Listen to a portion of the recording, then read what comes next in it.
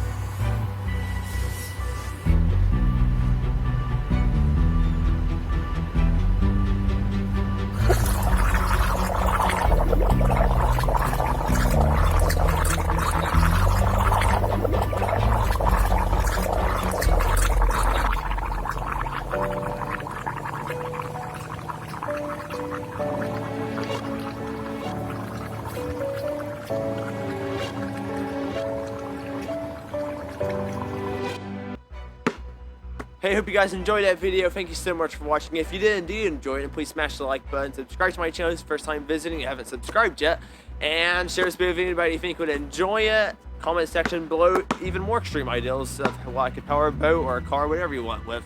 Anyhow guys, catch you guys in the next video, and bye.